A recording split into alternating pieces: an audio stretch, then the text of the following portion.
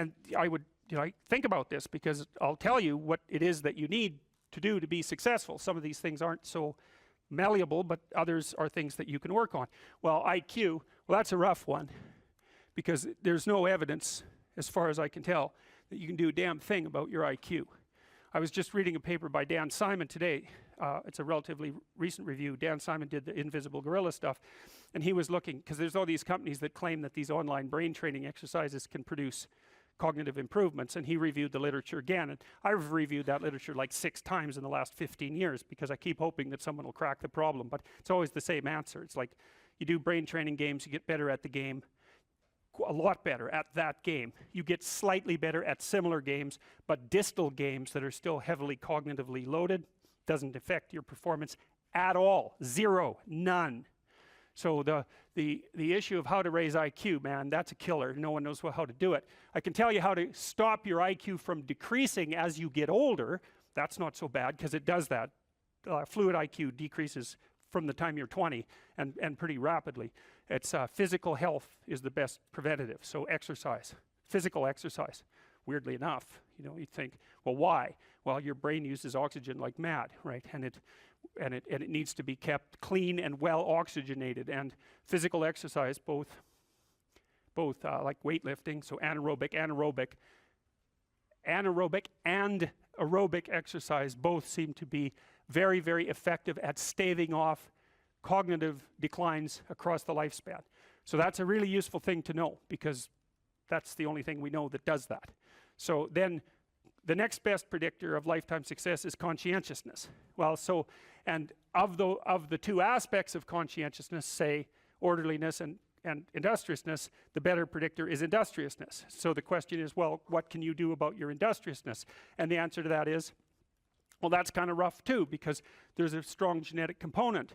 But you can work on micro habits with regards to your conscientiousness, and I think the best micro habits, this is partly to do with this future authoring program processes, I think the best thing you can do with regards to your conscientiousness is to set up some aims for yourself, goals that you actually value. And the future authoring program helps people do that. And basically it does a situational analysis of, it helps you do a situational analysis of your life more than a psychological analysis, I would say. And so the questions are something like, well, all right, you're going to have to put some effort into your life, and you need to be motivated to do that. And so what are the potential sources of motivation? Well, you could think about them in the big 5 manner. If you're extroverted, you want friends. If you're agreeable, you want an intimate relationship. If you're disagreeable, you want to win competitions. If you're open, you want to engage in creative activity. If you're high neuroticism, you want security. Okay, so those are all sources of potential motivation that you could draw on, that you could tailor to your own, your own personality. But then there are dimensions that you want to consider your life across. And so we ask people about, well, if you could have your life the way you wanted it in 3 to 5 years, if you were taking care of yourself properly, what would you want from your friendships? What would you want from your intimate relationship? How would you like to structure your family? What do you want for your career? Well, how are you going to use your time outside of your job? And how are you going to regulate your mental and physical health, and maybe also your drug and alcohol use? Because that's a good place to auger down, because alcoholism, for example, wipes out, 5 to 10% of people. So you want to keep that under control. And then so maybe you develop a vision of what you would like your life to be, and that associates the goal. Well, once the goal is established, and then you break down the goal into micro processes that you can implement, the micro processes become rewarding in proportion, in relation to their causal association with the goal, and that tangles in your incentive reward system. We talked about the dopaminergic incentive reward system, and that's the thing that keeps you moving forward. And the way it works is that it works better if it produces positive emotion when it can see you moving towards a valued goal. Okay, well, what's the implication of that? Better have a valued goal, because otherwise you can't get any positive motivation working out. And so the more valuable the goal, in principle, the more the micro processes associated with that goal start to take on a positive charge. And so what that means is, well, you get up in the morning and you're excited about the day, you're ready to go. And so as far as I can tell, what you do is you specify your long-term ideal. Maybe you also specify a place you want to stay the hell away from, so that you're terrified to fail as well as excited about succeeding, because that's also useful. You specify your goal. You do that in some sense as a unique individual. You want to specify goals that make you say, oh, if that could happen as a consequence of my efforts, it would clearly be worthwhile. Because the question always is, why do something?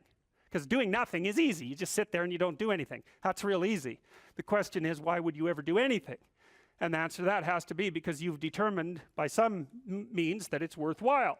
And then the next question might be, well, where should you look for worthwhile things? And one would be, well, you could consult your own temperament. And the other would be, well, you kind of look at what it is that people accrue that's valuable across the lifespan. So you do a structural analysis of the subcomponents of human existence, and I already did that.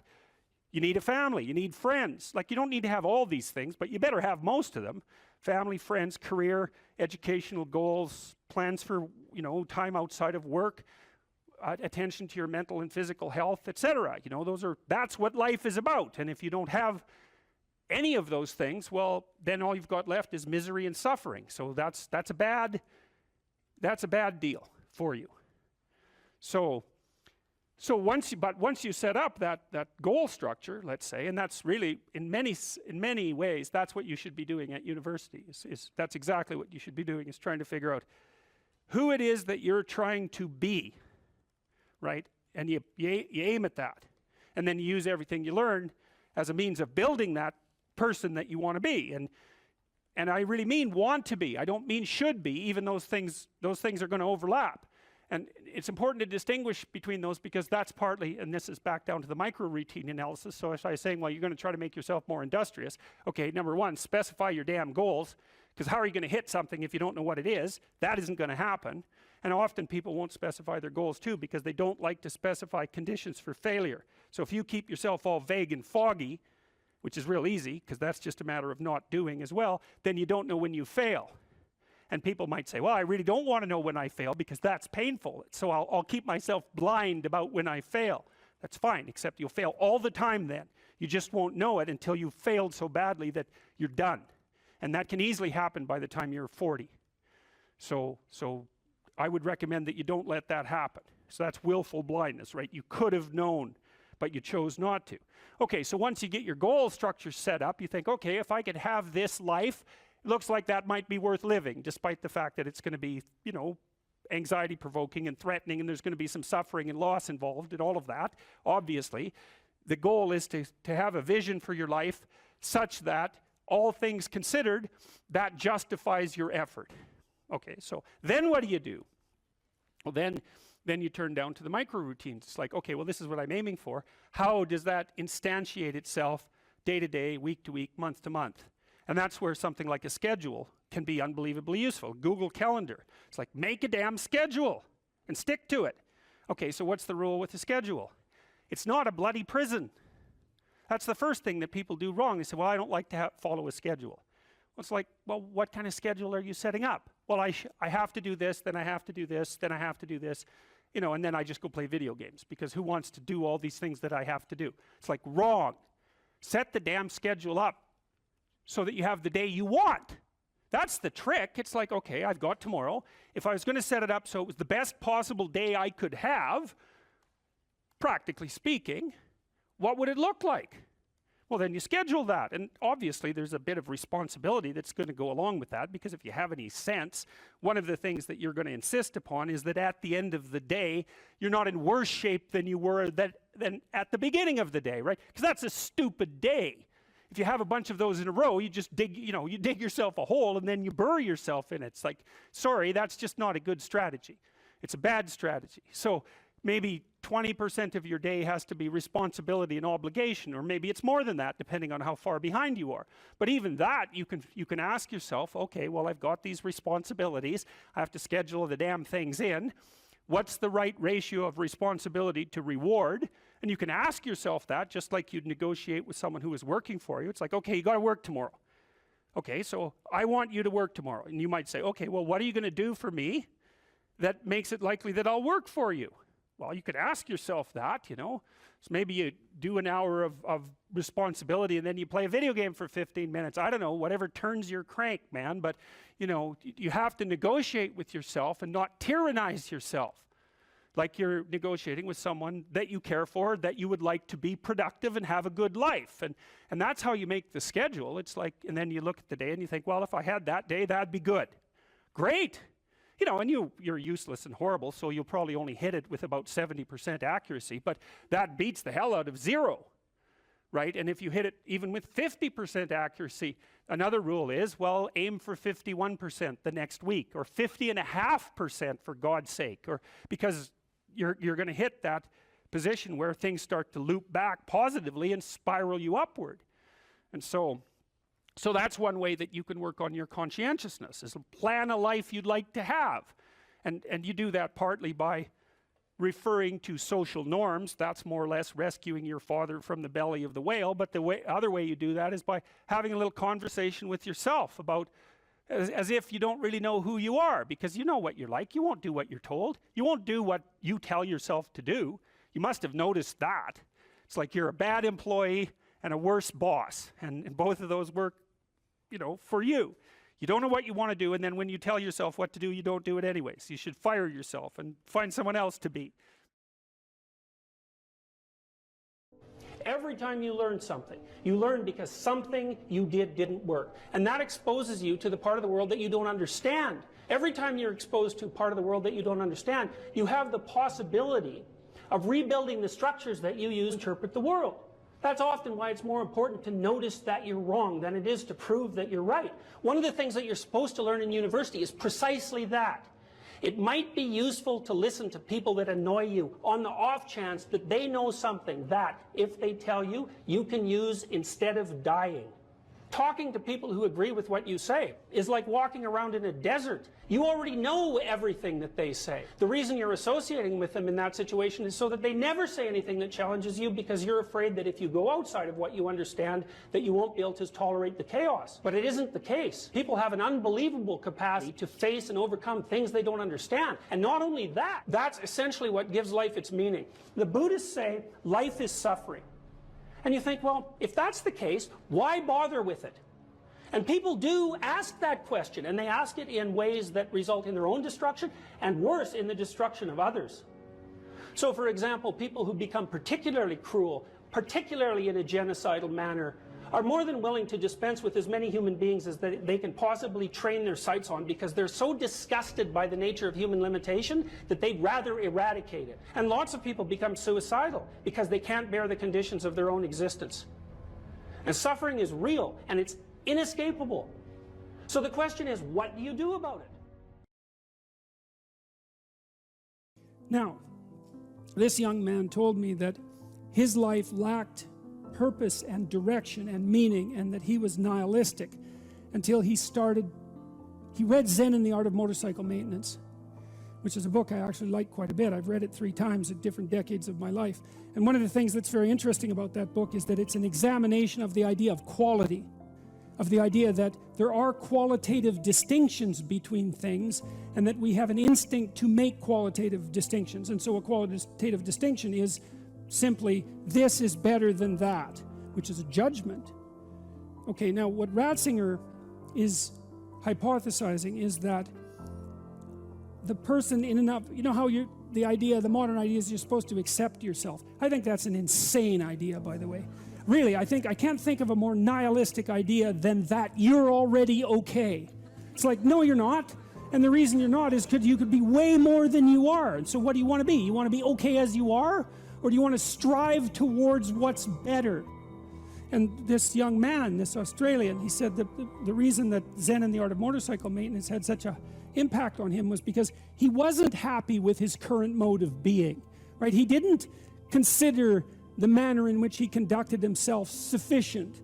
And the fact that the author of Zen, and it was Persig, laid out the notion that you could make qualitative distinctions, and there really was a difference between good things and bad things, or great things and evil things. It gives you direction. It gives you the possibility of moving upward. And Ratzinger is pointing out, at least to some degree, that human beings are insufficient in and of themselves and need the movement upward, and so they need to conceptualize something like the highest good and then to strive for that. And the thing is that there isn't any difference between conceptualizing the good and being judged, because if you're going to conceptualize the good and move towards it, what you have to do is separate from yourself all those things that aren't good and leave them behind.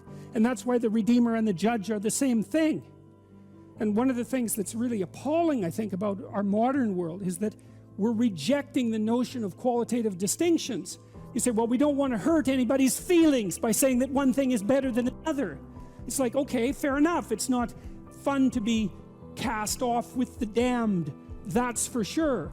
But if people are in fact insufficient in their present condition, which seems to be the case, I mean, try finding someone who isn't, then if you deny the possibility of qualitative distinction because you want to promote a radical egalitarianism, then you remove the possibility of redemption, because there's no movement towards the good. And it seems to me that it's a catastrophe to sacrifice the good for, well, it's a catastrophe to sacrifice the good for the equal. Because for us to be equal would mean, as far as I can tell, that we would all be equally unredeemed and miserable.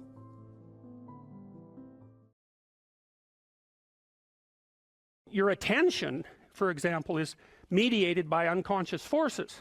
And you know that perfectly well. And this is another Freudian observation. You know, if you're sitting down to study, for example, your conscious intent is to study. But you know perfectly well that all sorts of distraction fantasies are going to enter the theater of your imagination non-stop and annoyingly. And there isn't really a lot you can do about that except maybe wait it out. You know, so you'll be sitting there reading and your attention will flicker away. You'll think about, I don't know, maybe you want to watch Jane the Virgin on Netflix or something like that, or maybe it's time to have a peanut butter sandwich, or you should get the dust bunnies out from underneath the bed, or it's time to go outside and have a cigarette, or maybe it's time for a cup of coffee, or it's like all these subsystems in you that would like something aren't very happy just to sit there while you read this thing that you're actually bored by, and so they pop up and try to take control of your perceptions and your actions non-stop.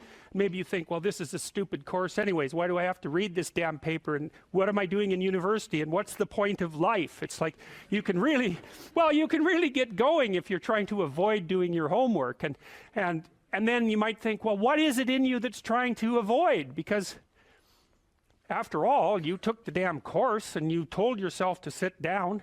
Why don't you listen? Well, because you're a mess. That's basically why. You haven't got control over yourself at all. And no more than I have control over this laptop. Okay, so there's the memory function of the unconscious, and there's the dissolutive function. That's an interesting one. The unconscious contains habits, once voluntary, now automatized, and dissociated elements of the personality, which may lead a parasitic existence. That's an interesting one. I would relate that more to procedural memory. You know, so what you've done is practice certain habits, whatever they might be, let's call them bad habits, and you like those things to get under control, but you can't. So maybe when you're speaking, for example, you use like and you know, and you say a lot. And you've practiced that, so you're really good at it, and you'd like to stop it, but you don't get to, because you've built that little machine right into your being, right? It's neurologically wired, and it's not under conscious control, and anything you practice becomes that. It becomes part of you, and that's another element of the unconscious, a different part.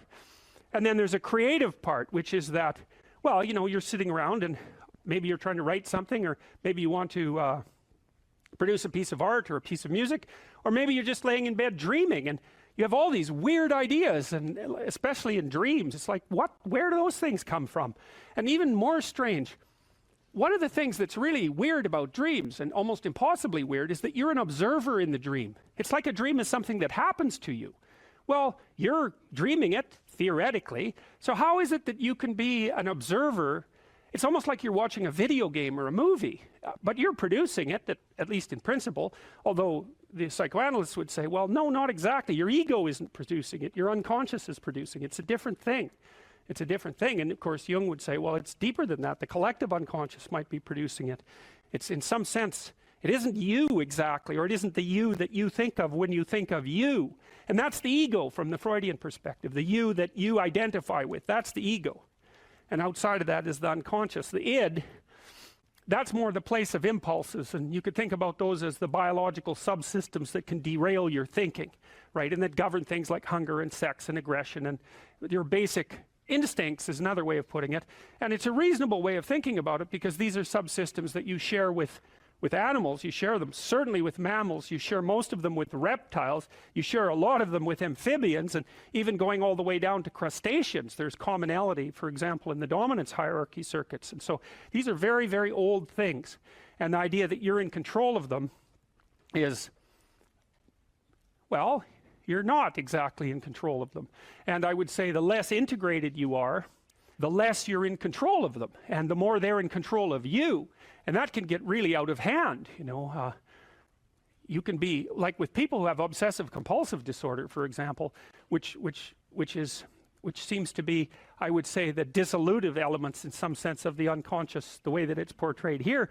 Poor people with obsessive compulsive disorder, they can spend half their time doing things that they can't really control, and they have very strong impulses to do them, and it's very hard on them to block them, you know. They'll almost panic if those things are blocked. And then you have people with Tourette's syndrome, you know, that they'll be doing all sorts of weird dances and spouting off obscenities and imitating people without being able to control it, and sometimes a little bit of antipsychotic medication can dampen that down, but it's as if there are these autonomous semi-spirits inside of them that grip control over their behavior and make them do things. And you know, you find that to some degree in your own life, because maybe you've become very attracted to someone, even maybe you don't want to be attracted to the person, and then you find yourself, you know, texting them when you know perfectly well that you should be going to bed, and you know, you're in a grip of something, and you can't control it, and that's all part of the unconscious and all part of what Freud was studying.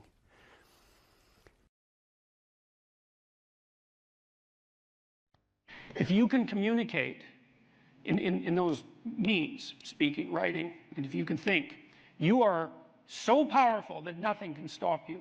You think about it, well, what do you mean? Well, I don't care who you are. I don't care if you're a plumber or a waitress. Not that there's anything wrong with being a plumber or a waitress, because there isn't. It's like, you're going to negotiate for a raise, you're going to negotiate for a promotion, you're going to negotiate how your customers treat you, you're going to negotiate how you advertise yourself, for example, with regards to picking up customers. That's all articulated linguistic ability, the ability to express yourself. If you're good at that, you win, period. And so, right, look, there's a reason, like the children of rich people took liberal arts degrees. Why? Because the rich knew that that was the best possible training for leadership positions. And it wasn't because it was a romp through the park for 4 years and then daddy's inheritance. It was because if you learned how to communicate, you were unstoppable. You can accomplish what you want to accomplish if you're being wise about it by being eminently reasonable. That's the thing, is you can have reason on your side, and I mean reason in the best possible sense. It's like you don't have to be temperamental and impulsive in this sort of situation. You can try to put yourself together, which I would highly recommend, and then you can lay yourself open to the attacks. Now, that means you should be able to defend yourself. You should have the articulated structures at hand. You should orient yourself properly, politically and philosophically, and even physically for that matter, so that you're a force to contend with. But once you have that down, then you play it with the lightest possible hand. And that way also you have the highest probability of let's say, of changing the minds of people who are possessed by an ideology so that they can rejoin the productive political dialogue. And that's what you want. You don't want to defeat them. First of all, good luck with that. It's like, well, you're going to live with them. You can't defeat people that you live with, because there they are the next day.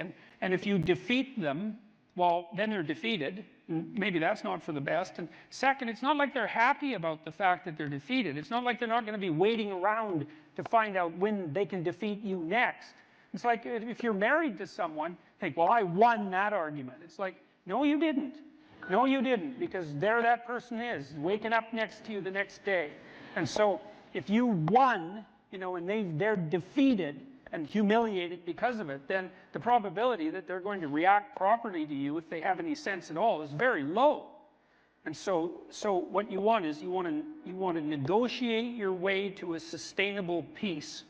And that's what you want to do in the political realm too, because, well, in this country, you know, there's a certain amount of polarization. I don't think it's anywhere near as bad as the media is making it out to be, as they go through their death spirals and generate clickbait like mad. Because, you know, in the US, you guys have been voting 50% Republican and 50% Democrat for what, about 20 years, right down the middle. It hasn't changed that much.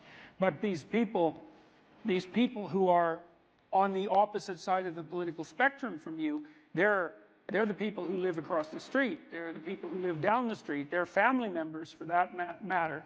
And you're going to have to live with them. It's like you don't want to defeat them. You want to bring them back into the reasonable political dialogue. And you do that by having a certain amount, first of all, by getting your act together so that you're a credible and admirable person, but then by having some forbearance and negotiating towards peace. Final rule.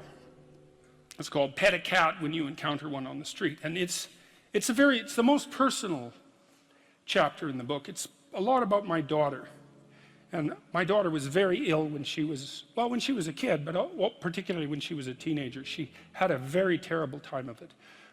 She had juvenile rheumatoid arthritis, and when she was between the ages of 14 and 16, it first destroyed her hip, which had to be replaced, and then it destroyed the ankle on her other leg, which had to be replaced. And she walked around for 2 years on broken legs, and she was taking massive doses of opiates and could hardly stay awake. And she had this advanced autoimmune disease, which produced all sorts of other symptoms that were just as bad as the joint degeneration, but which are harder to describe.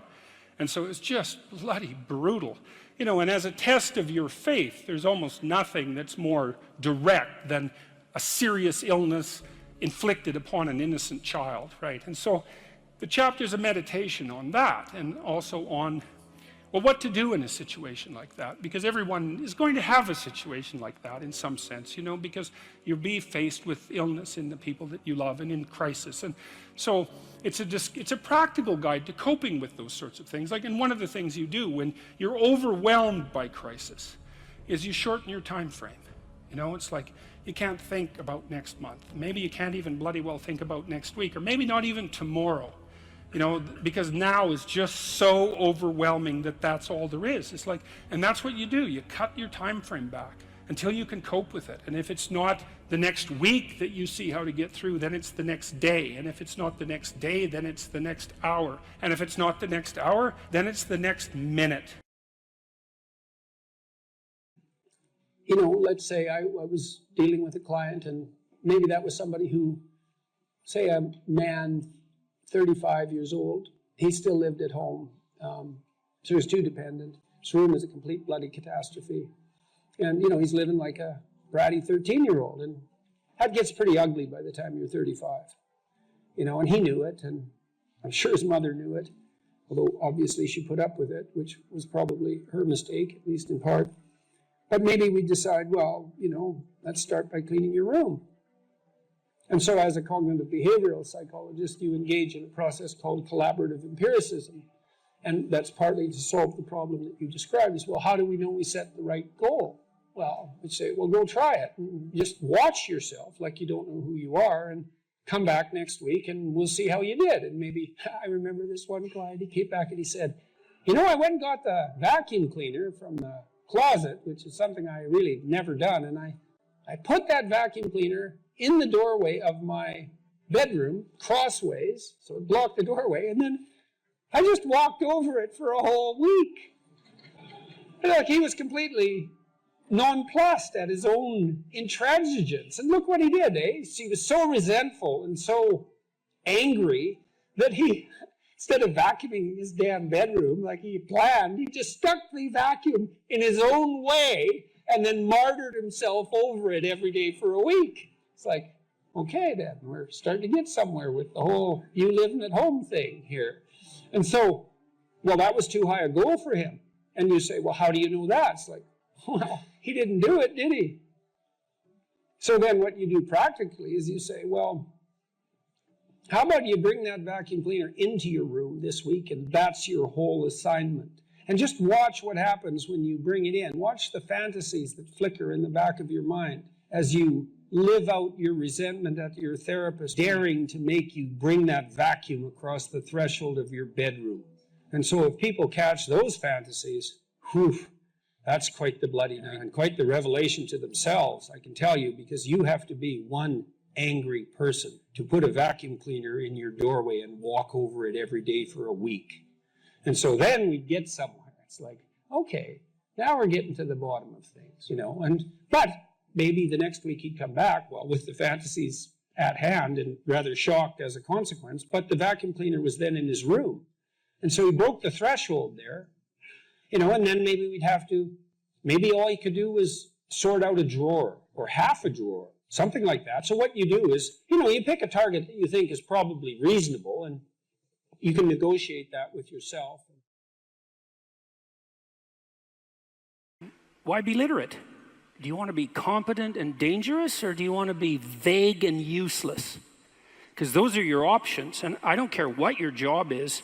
If you're a plumber, I have great respect for plumbers, by the way, and you're articulate, you can negotiate with your clients, you can introduce your coworkers, you can make a case for your employees, you can advertise your services, you can think through your problems. You're firing on all cylinders. Our whole culture is based on the idea of the supremacy of the word. Our whole culture is based on the idea that it is the word itself that extracts habitable order from chaos and possibility. And the reason our culture is predicated on that is because it's a deep truth. And to the degree that our culture actually embodies that, it works. If you want to make yourself articulate, which is a very good idea, then not only should you read, but you should write down what you think. And if you can do that a little bit every day, 15 minutes, maybe you could steal 15 minutes and do it every day. But if you do that for 10 years, you really straighten out your thinking. If you're going to speak effectively, you have to know way more than you're talking about, so this is often difficult for beginning lecturers at university, because they'll do a lecture on a topic, but they only know as much as they're saying in the lecture, and they get kind of stuck to their notes because of it. But you want to know 10 times as much as you are saying in the lecture, and then you can specify a stepping path through it and elaborate with the other things that you know. But to do that, you have to do a lot of reading. But you also have to do a lot of reading, because that's where the synthesizing comes. So that's on the input side. And then on the output side, well, there's some techniques, let's say, is like if you're speaking in front of a group, you are not delivering a talk to a group. That's not what you're doing. The talk isn't a packaged thing that you present to a group. There isn't a group. There's a bunch of individuals, and you talk to them. So when I talk to a group, I always talk to people one at a time. And that makes it easier too, because you know how to talk to a person. It's like, can you talk to 1,000 people? Well, probably not, because it's too intimidating. But there isn't 1,000 people there. There's 1,000 individuals. And so you just look at an individual and you say something, and you can tell if they're engaged. They look confused, or they look interested, or they look angry, or they look bored, or maybe they're asleep, in which case you look at someone else. And they give you feedback about how you're doing. And so one thing is to have something to say, yeah, but the next thing is pay attention to who you're talking to. Because unless you're very badly socialized, and that seems unlikely in your case, because you present yourself at least moderately well, and well, I mean, I don't know you very well, but on first sight, you're doing fine. So the probability that if you pay attention to the individuals that you're talking to, that your natural wealth of social skill will manifest itself is extremely high. And so you don't deliver a talk to an audience. That's a really bad way of thinking about it. You're actually engaged in a conversation with an audience. Even if they're not talking, they're nodding and shifting position and looking like this, and you can pull all that in and use it to govern the level at which you're addressing the entire audience. So the last thing I would say is, well, having the aim to be a good communicator is a good start. And you think, well, I could buttress that to some degree. Well, there isn't anything that you can possibly, this is the whole point of a liberal education, there isn't anything that you can possibly do that makes you more competent in everything you do than to learn how to communicate. I don't care if you're going to be a carpenter. I mean, being a carpenter, by the way, is very difficult, especially if you're a good carpenter. But if you're good at communicating as a carpenter, you're like 10 times better as a carpenter. So, and this is something that the liberal arts colleges, I think, I don't know if they've forgotten it, but they don't do a very good job of marketing. It's like, well, what's the use of a bachelor's degree, a Bachelor of Arts? It's like, well, you can think, you can write, you can speak, you've read something. It's like, the economic value of that is incalculable. The people that I've watched in my life who've been spectacularly successful they have skills. Clearly, that's a minimum precondition. But they're also very, very good at articulating themselves. And so whenever they negotiate, they're successful. Well, that's kind of like the definition of success in life, right? You negotiate and it doesn't mean you win. Because if you're a good negotiator, if you're a really good negotiator, everybody walks away from the negotiation thrilled. And so then people line up to do things with you. So, and that's all dependent on your ability to communicate. If you dare to do the most difficult thing that you can conceptualize, your life will work out better than it will if you do anything else. Well, how are you going to find out if that's true? Well, it's a Kierkegaardian leap of faith. There's no way you're going to find out whether or not that's true unless you do it. So no one can tell you either. You have to be all in this game. There is no more effective way of operating in the world than to conceptualize the highest good that you can and then strive to attain it. There's no better pathway to self-realization and the ennoblement of being than to posit the highest good that you can conceive of and commit yourself to it. You can take whatever job you have and you can make it a real nice little piece of absolute misery. Or you can act like a civilized human being and notice that no matter where you are, there's a richness and a complexity that's completely inexhaustible right at hand.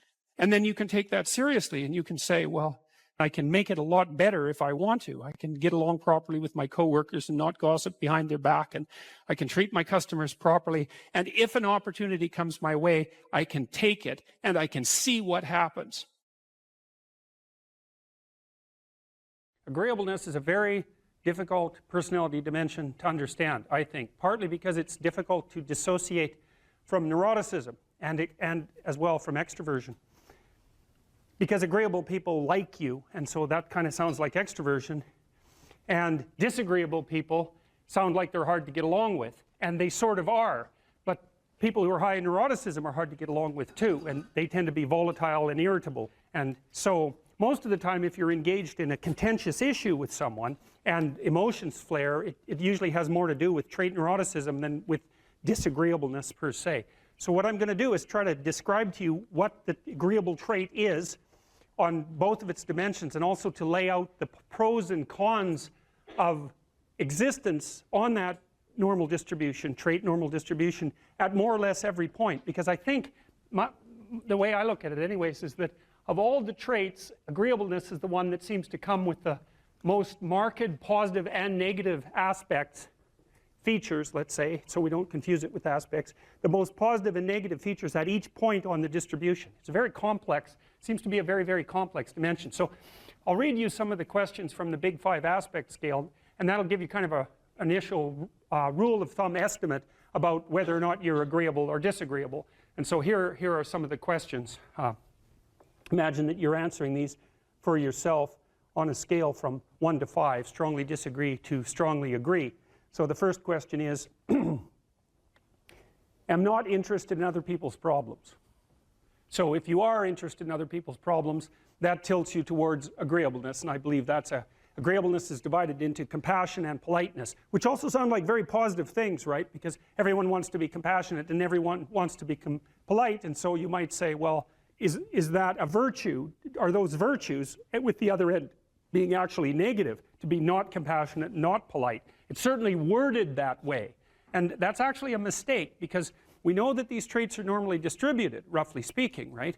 And that means that there has to be positive and negative features at every single position on the distribution. And so to make the presupposition, for example, that being extroverted is being better than being introverted, or that being emotionally stable is necessarily better than being neurotic, is to make a confusion of moral obligation with trait position. You have to assume that there's advantages and disadvantages all the way along, or the distribution wouldn't have set itself up that way, especially because these seem to be biologically instantiated traits. So anyways, if you're interested in other people's problems, they like to unburden themselves to you, you care about it. That's a mark of compassion. If you're more or less indifferent to other people's stupid problems and you wish they just get on with it, then you're less compassionate, you're harsher and more, well, at the extreme, more callous. Let's see. Respect authority. That's politeness. That's part of agreeableness. Rarely, let's see.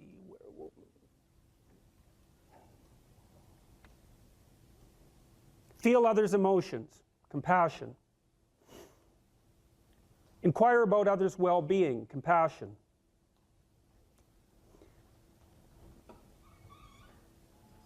Can't be bothered with others' needs. Take advantage of others. That's disagreeable, obviously. Sympathize with others' feelings. Avoid imposing my will on others. Wait for others to lead the way. Okay, I think all of those were associated with trait agreeableness or disagreeableness. So let's think about this for a minute.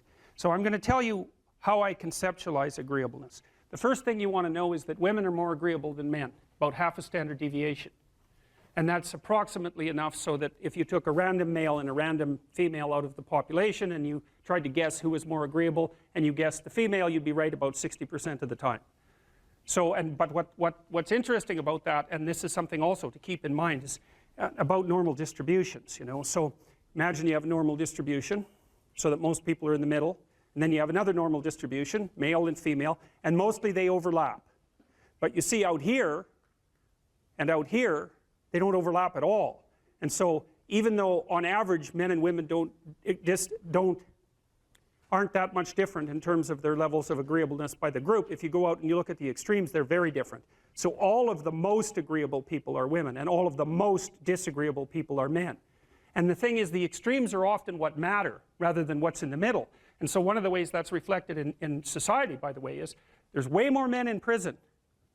And the best personality predictor of being imprisoned is to be low in agreeableness. It makes you callous. Now you might think, well, what's the opposite of compassion and politeness? And the answer to that is, I think it's best sort of conceptualized as a trading game.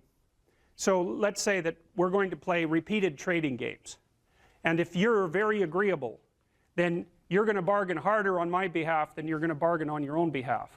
Whereas if you're very disagreeable, you're going to do the reverse. You're going to think, I'm in this trading game for me, and you're going to take care of your own interests. Where an agreeable person is going to say, no, at best this is, at worst this has to be 50-50, but I'd like to help you every way I can. Okay, now so you kind of understand that. Now the advantage to being agreeable then is that you're good in teams and you're very much likely to give other people credit. The downside of being agreeable is that you're not very good at putting forward your own interests. And so one of the things that predicts salary across time, for example, is agreeableness, and it predicts it negatively.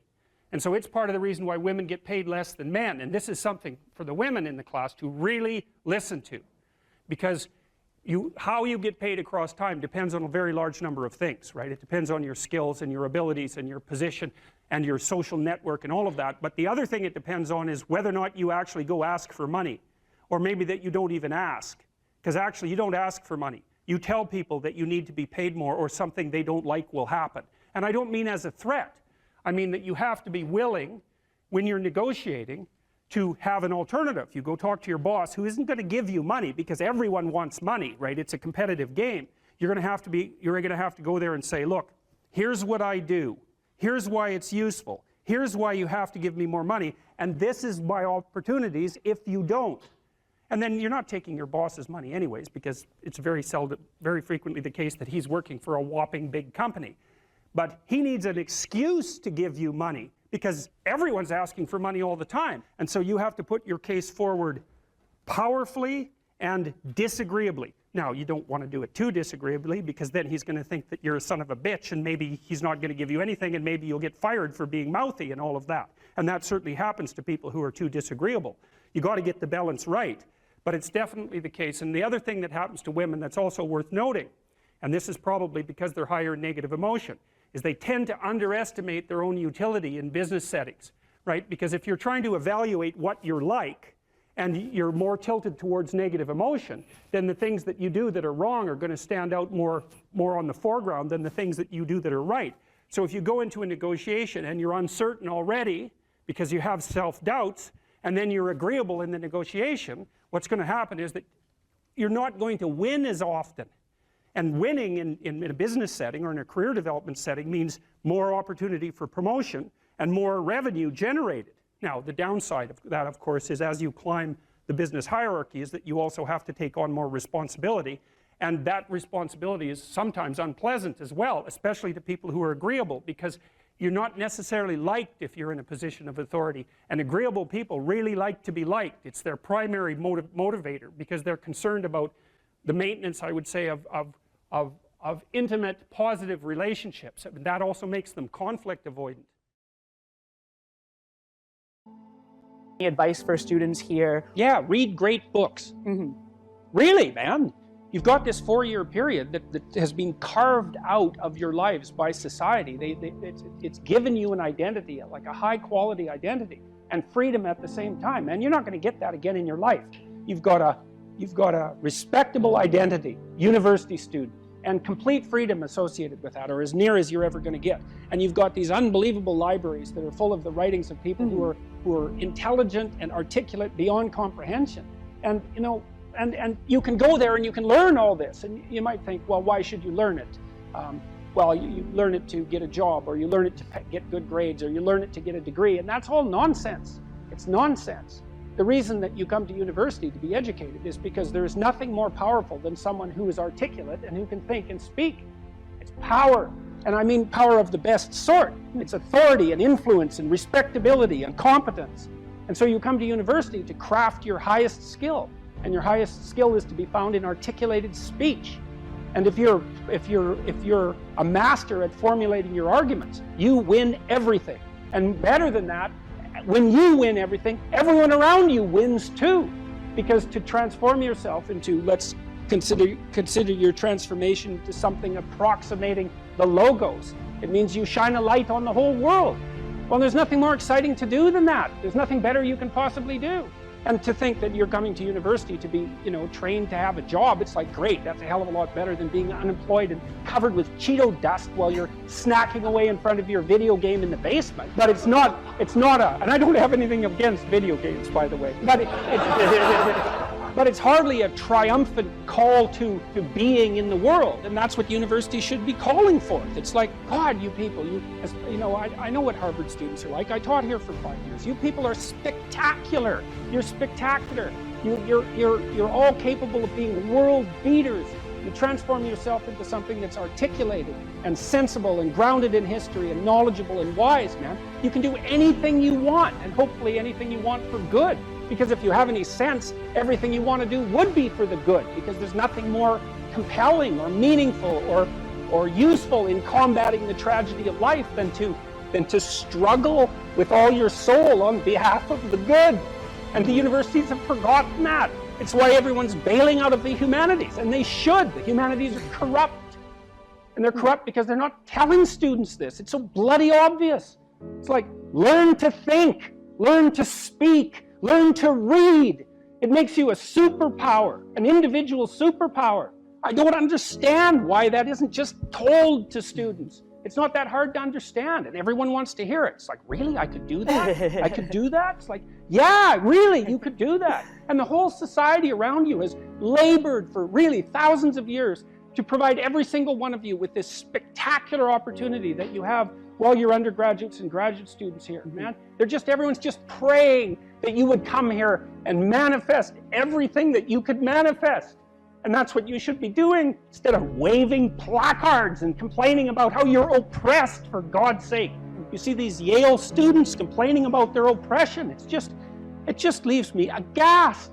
It's like, well, we're against the ruling class. It's like, no, you're baby ruling class members. You're young.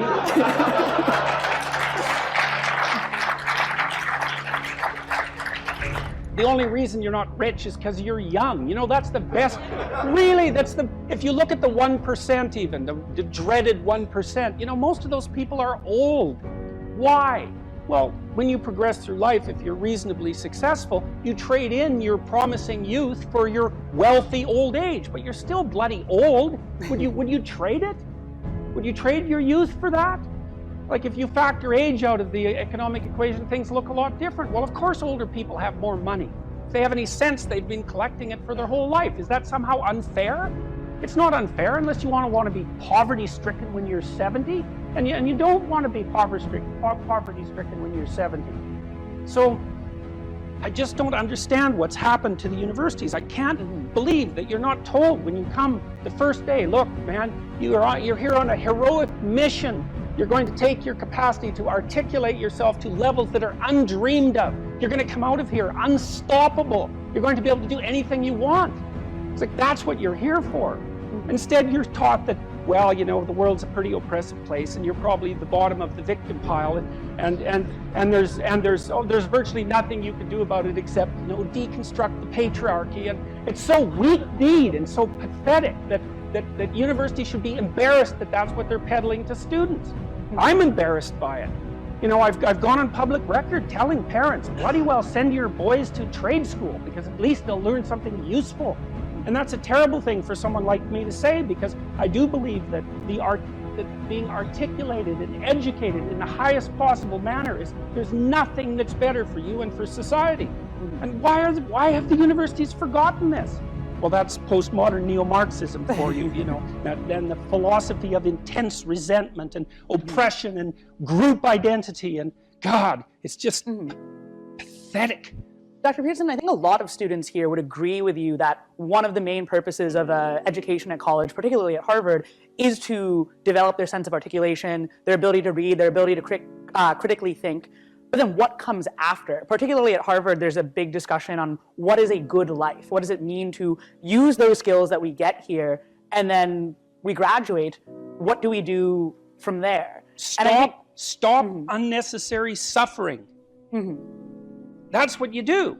You know, that's your calling. It's like you say, well, what do you do after you graduate? Well, if you graduate articulated and powerful, there will be people giving you so many opportunities you won't even be able to keep up with them. You know, I've worked with very, very competent people in many different domains in my life, hyper-competent people. And I can tell you some very interesting things about hyper-competent people. The first thing is they are not selfish, and they're not greedy. And one of the great pleasures in their lives is to find people who have the capacity to also be hyper-competent and to open doors for them as rapidly as they can possibly be opened. They delight in that, because there's very few things that are more intrinsically meaningful if you're an accomplished person than to find young people who have the possibility of being accomplished and say, hey, look, here's an opportunity for you. It's like, go out there, man, kill it. And then they go out there and kill it, and you think, right on, man. Here's another opportunity. Why don't you go out there and nail that too? And you think, no, they're all hoarding their wealth, and they're not going to share it with anyone. It's like, that's absolute, complete rubbish. And so you don't even have to worry about what you're going to do after you graduate from here if you turn yourself into half of what you could be, because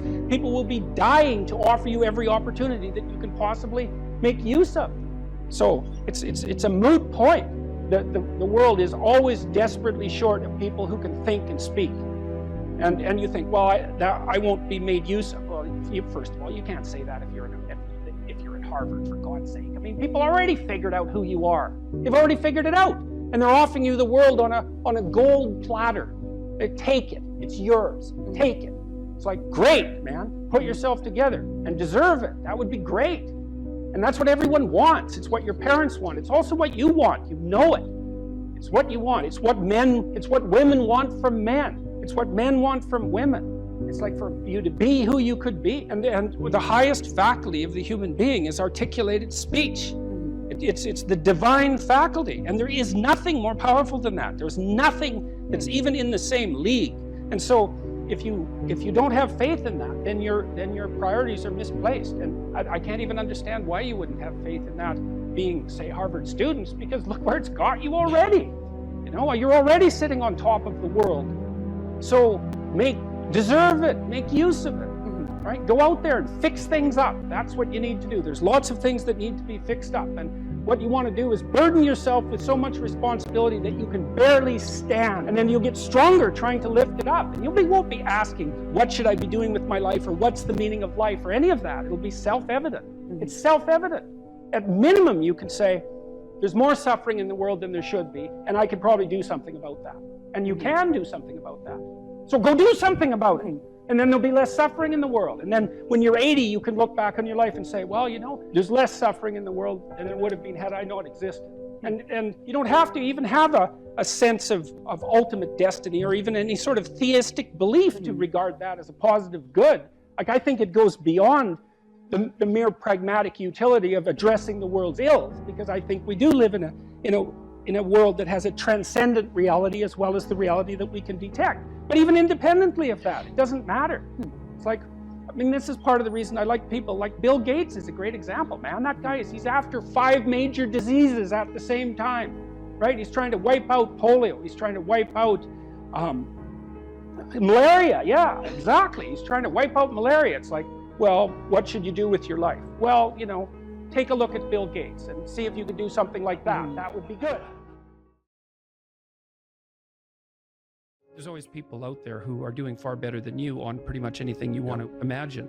And if all you're doing is seeing yourself in their reflected light, let's say, then it's going to be pretty damn dismal. But it's not a good comparison because, well, first of all, there's danger in just comparing yourself to others, period, because they're not you. And God only knows what struggles they had to undertake to get to where they were, or what burdens they're currently carrying that you're not aware of. But you can certainly contrast yourself with yourself, and that's a lot better.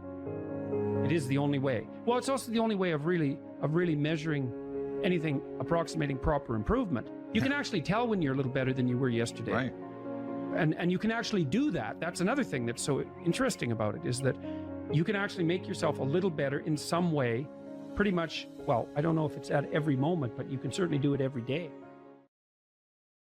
You're quite different from other people, and you shouldn't be comparing yourself to them because they're not like you. You know, they don't have your family. They don't have your temperament. They don't have your troubles. They don't have your abilities. The only person that has those is you. Compare yourself to who you were yesterday and not to who someone else is today. And see, that's a game you can win. Be careful who you share good news with, because you want to share good news with people who are going to be genuinely happy for you, and that's one way that you can identify those people who are really on your side. Be careful who you share bad news with, because that's equally tricky. You know, you want someone who will listen to you when you're having trouble and allow you your grief, especially if it's a consequence of something tragic, and who won't try to one-up you, you know, because often when you're talking to people, they'll be thinking about what they have to say that's worse, and that's not helpful if you need a listening ear. Make one room in your house as beautiful as possible. I talked a lot already about the necessity of cleaning your room, which is, you know, in some sense a foolish piece of advice because it seems so obvious, but it's not obvious at all. And you'll find if you try it, especially if you're in a household that's not very functional, that you'll encounter obstacles that you couldn't imagine existed while you're trying to put your life in order. And you can take your surroundings beyond order and move towards beauty, and that's unbelievably useful. One of the things that I've been there's lots of different ways to interpret the world, and you can maybe even make a case that there's an endless number of ways to interpret the world. And the problem with that is that it kind of disorients you in terms of what you should be doing. But just because there's a very large number of ways to interpret the world doesn't mean there's a very large number of productive, meaningful, and sustainable ways to interpret the world. And one of the things you do have to do is figure out how you can conduct yourself today so that you don't upset the apple cart in a week or a month or a year. And so, you know, what you do in some sense psychologically is you admit to yourself that your current frame of reference is faulty. And then you start opening the door to a different kind of thinking, which is more creative thinking. It's more lateral thinking. You think, well, I'm wrong, but that's not necessarily a problem because I could be right if I thought some other way. Well, you know, that's great. Often it works. Yeah. And there's almost no end to the utility of trying to figure out which ways that you're wrong. Yeah. Because there's lots of them. And every time you discover one, then you don't have to be quite so wrong anymore. That's a really good deal. Yeah. It's from the uphill climb that we derive our value, and I mean this technically. So almost all the positive emotion we feel, especially the emotion that fills us with enthusiasm, and that's experienced in relationship to a goal. And so in some sense, you want a goal that you can never attain. So you can always move closer to the goal that recedes as you move towards it. You think, well, that's frustrating. It's like Sisyphus pushing the rock uphill. But it's not, because as you pursue that goal, you put yourself together and your life does get better and richer and more abundant. And that's why the highest levels of virtue and goal are in some sense transcendent. You want them to be above everything you're doing so you can continually move towards something that's more sublime and better. That's what you are. You're here to live, not to sleep. And the problem with the vision of Mai Tais on the beach is that, well, first of all, that's a vision of drug-induced unconsciousness. Second, it's only going to work for about a week. Third, you're going to be a laughingstock in a month and depressed and aimless and goalless. You want a horizon of ever-expanding possibility. And so it does happen to people because they've staked their soul on the attainment of an instrumental goal. And it can be a pretty high order goal, but then you think, now I'm there, now what?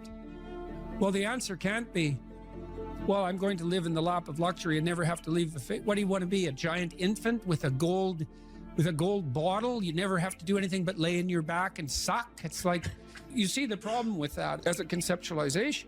It's no, you want to be like an active warrior moving uphill with your sword in hand. And that's dynamic, that's exciting. Lay a disciplinary structure on yourself. Get the chaos in check. And then you can move towards a state that's freer. It's discipline first. Like, look, if you're going to become a concert pianist, there's going to be several thousand hours of extraordinarily disciplined practice. That's the imposition of order on your potential, let's say. But what comes out of that is a much grander freedom. And so virtually every freedom that you have in life that's true freedom is purchased at the price of discipline. That it's not some casual self-help doctrine. It's that if you don't organize yourself properly, you'll pay for it, and in a big way, and so will the people around you. And I would say, start where you can start.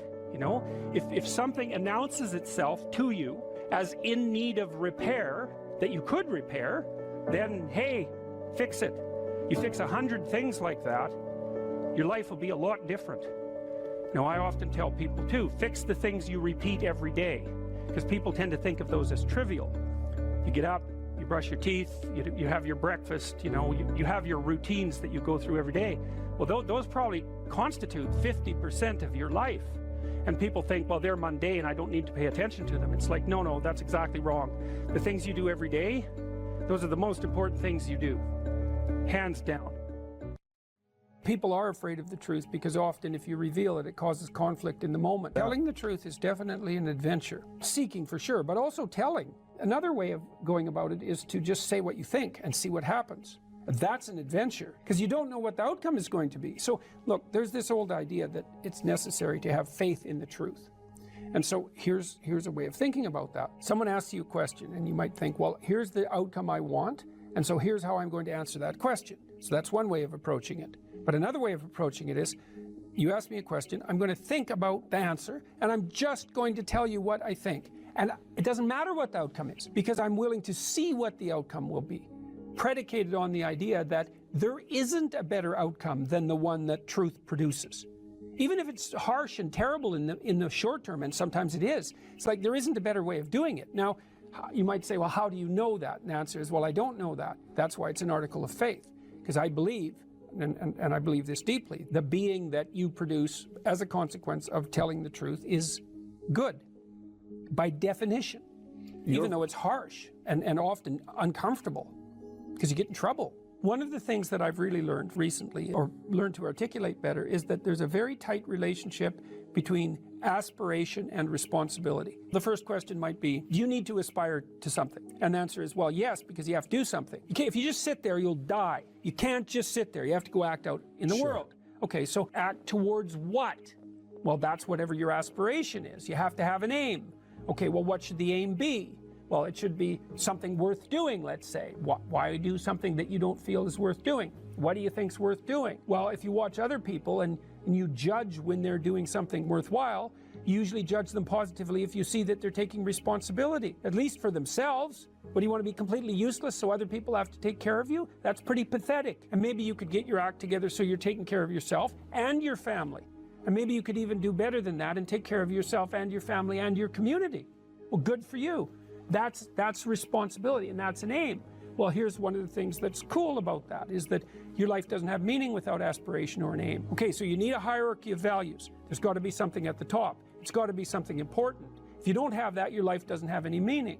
So if you criticize the hierarchy, or even the idea of hierarchy, you destroy the idea of aspiration, and then people have nothing.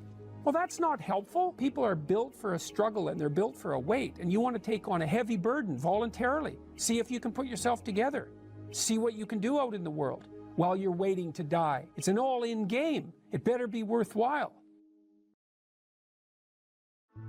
The great people I know are brutally truthful to themselves and other people, and they have insanely adventurous lives. Get rid of everything you say that you only say to impress other people, and just see if you can say what you believe to be true. That's an adventure. That's the thing about the truth, you know? Well, you got to ask yourself, if you're not speaking the truth, who is it that's talking? If you're saying something that you do not believe to be true, it's not you talking.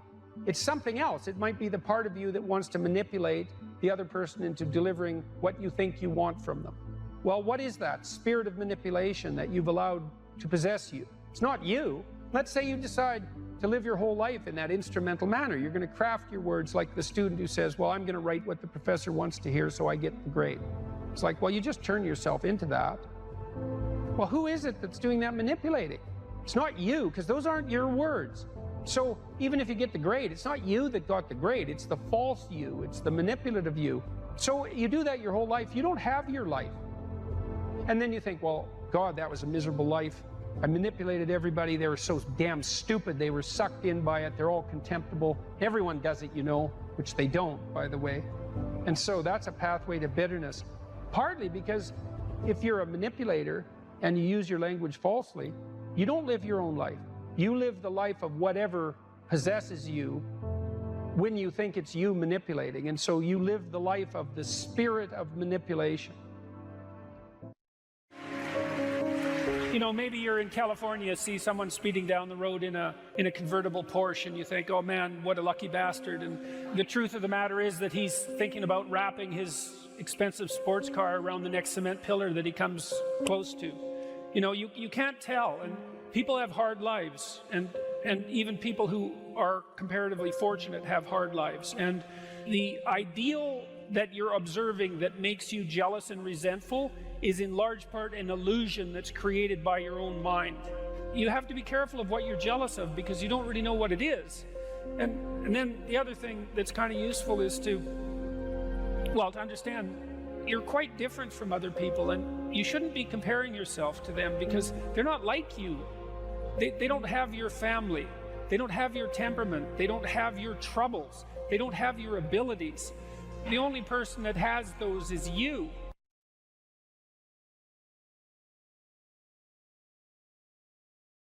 Well, so you're moving from point A to point B in your little circumscribed world. You've made everything invisible. And as long as that works, then your theory's good enough. It's accurate enough. It's true enough. You're in your little paradise.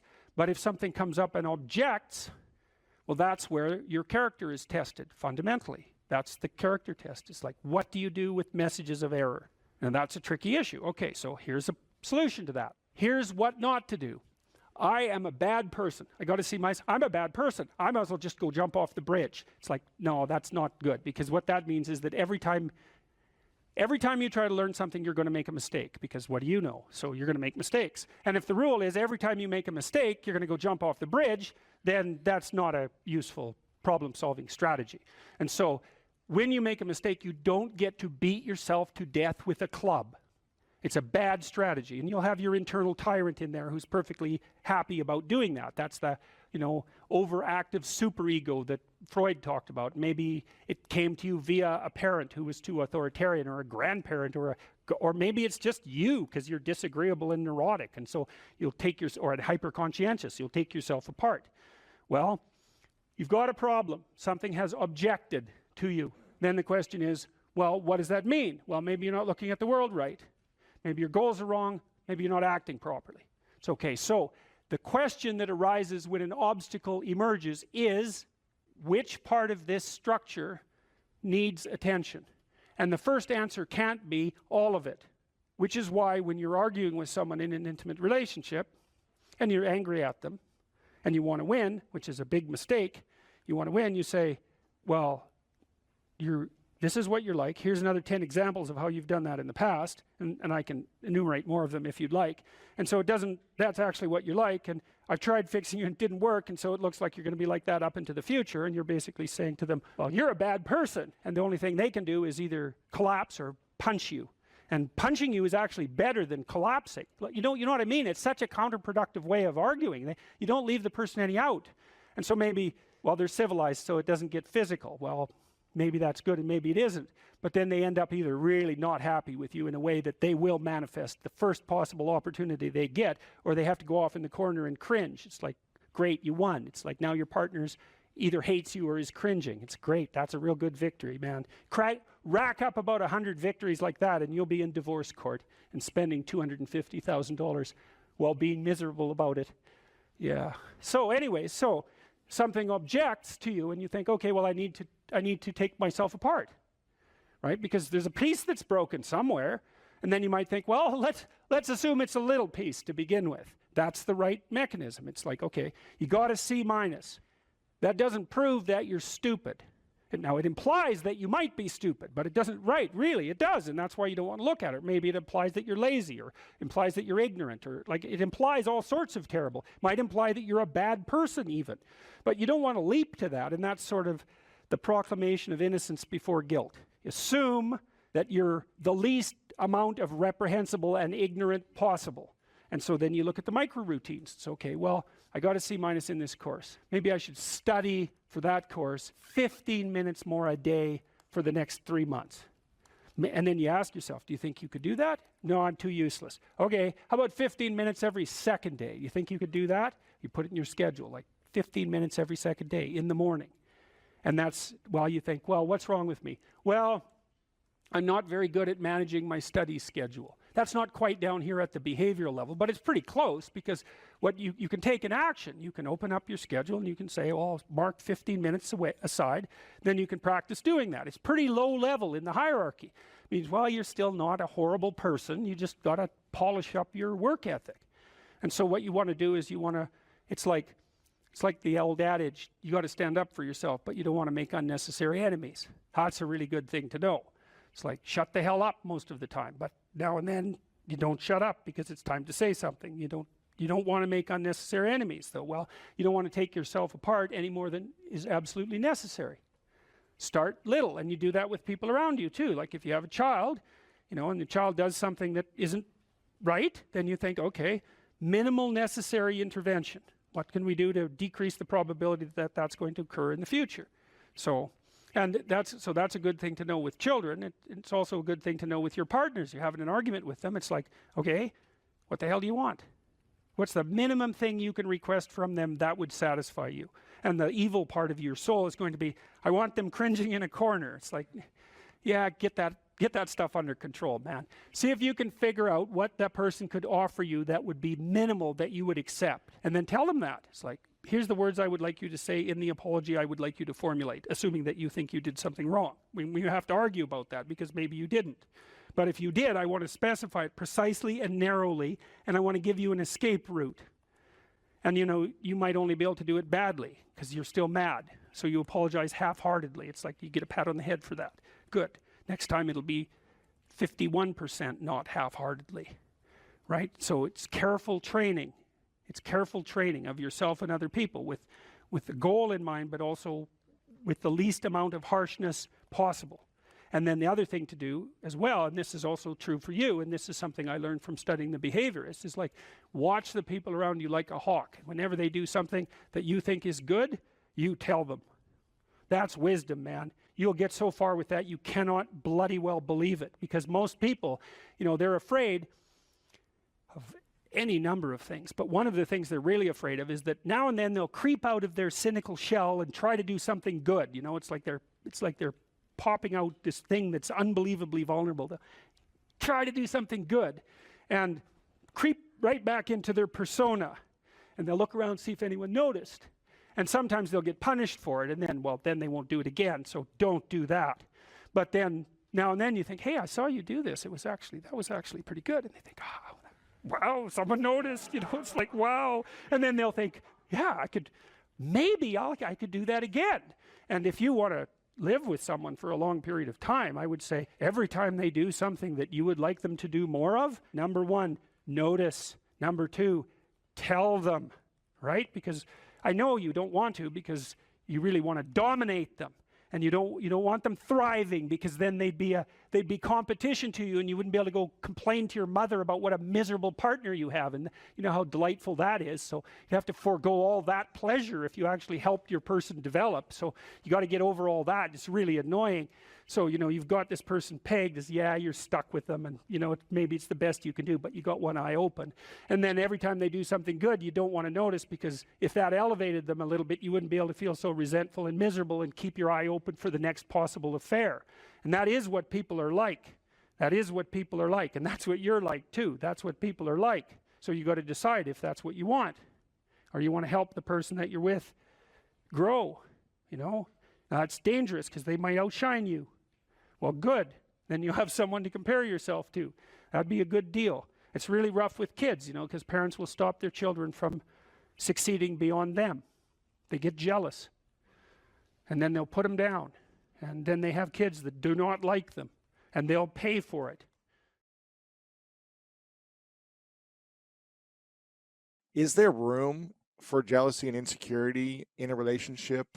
Is there a healthy amount of jealousy that people should have in a relationship, or does jealousy and insecurity only cause more suffering and pain in a relationship?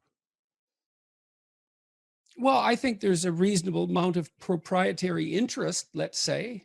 I mean,